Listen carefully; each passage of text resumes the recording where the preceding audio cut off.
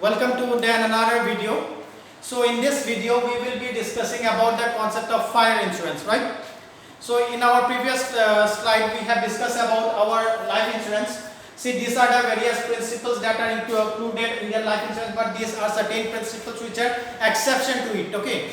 So why exception to it? I have already told you how the concept of indemnity will not be occurring there, how the concept of contribution will not be there, right? All these things we have discussed, and how the principle of subrogation, that means subrogation, that means what, whenever that insurance company pays a particular amount to the insured, the entire property, whatever the amount that he have paid for that property goes into the hands of the insurance company. And if the insurance company sells that property, the money will be going to the pocket of the insurance company and not to the beneficial owner or the original owner, right? We have discussed that. Now we will be discussing in another slide, that is your fire insurance. See here, in the cases with fire insurance, the insured, that is the insurance company, in return of the consideration, that means in return of the money including the premium, agrees to indemnify, agrees to compensate the insured, that means the factory or the organization that will be taking fire insurance, for the financial losses caused by or caused only by the destruction of fire.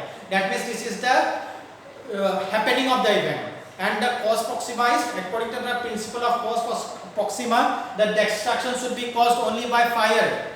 See, only by fire, that is why I have used the word only by the destruction of fire during a specific time and up to a specific amount, okay? So this is not that for an example, once you take the fire insurance, it is not that you will be getting the benefits for the whole lifetime. There is a particular time period, after the expiry of the time period it will be over, okay? So this is happening in all types of insurance. You will not be getting lifetime. Next, you see, the amount varies with the nature of the property. That means how big the property is. If the property is small, then small amount will be taken as your policy. But the period of holding is generally for 1 year. Okay. Next, you see, whenever we say that destruction by fire, what are the other things? What are the associated things that will be included in it? Here you see, lightning, that is your various lighting activities, including your thunderstorm, etc. Then explosion, riots, rebellion, foreign attack, etc. Whichever the accident or whatever should be, that should be an accident and that should not be an intentional. That means there are some people or some businessmen who used to burn their houses in the hope of getting any profits from the insurance company. So if the insurance company detects on that one, then they will not be allowed to get compensation. I suppose this is clear to you relating to the fire insurance. Okay. Come to another slide, that is that here you will be studying the elements of fire insurance. See, under the elements, there number one is that there should be an insurable interest. What is the insurable interest? At the time of taking insurance, both the parties should know what is the property that the other property, that is the insured, is going to do the insurance. Okay, that is the concept of insurable interest at the time of dealings, both at the time of seeking compensation and also at the time of taking the policy. Next, you see, utmost good faith. That means both the parties, actually, the parties should have faith in each other and should not disclose any material or immaterial fact from each other.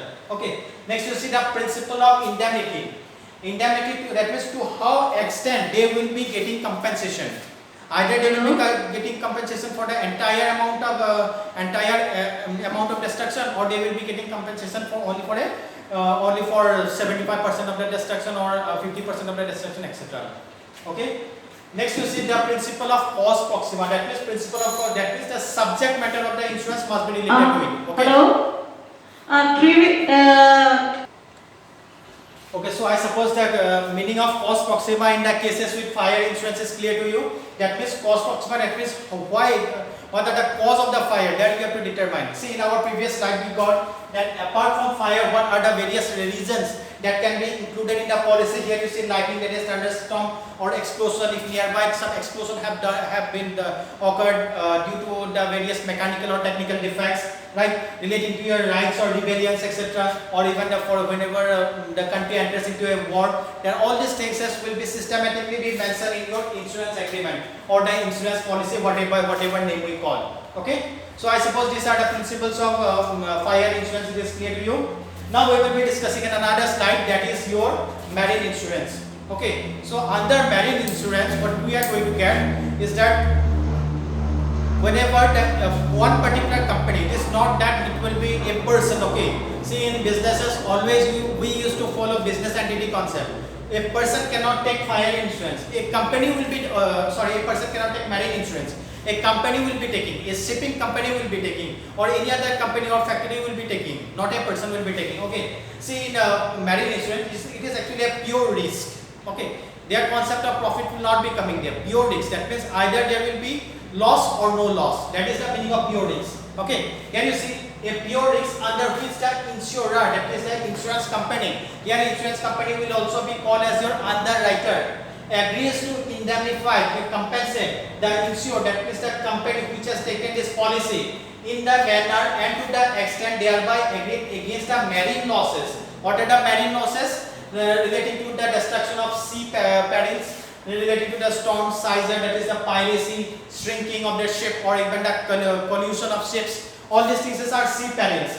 In the cases of such happening of the event, the insurance company will be giving compensation for the loss that has been occurred to the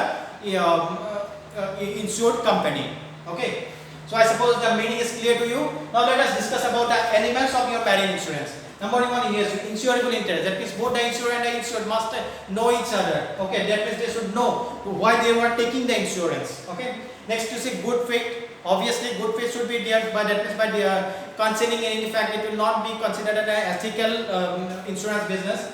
Next you see principle of indemnity. Principle of indemnity will be strictly applied here. That is why the concept of pure risk is there. If the principle of indemnity would not happen there, then I would have written there speculative risk. Okay. See, under the principle of indemnity, what is it? Actually, insurance company is not there for making profits. It is only to make good the losses. That is why the concept of principle of indemnity is applied there. That means whatever loss is there, insurance company will be compensating only to that loss. Okay. Next, you see the principle of cost proxima. That means the subject loss should be related to the subject matter, whatever is written in that policy. Okay. So I suppose this is clear to you relating to the marine insurance. Okay. So these are the various types of insurance that we need to discuss here. Okay.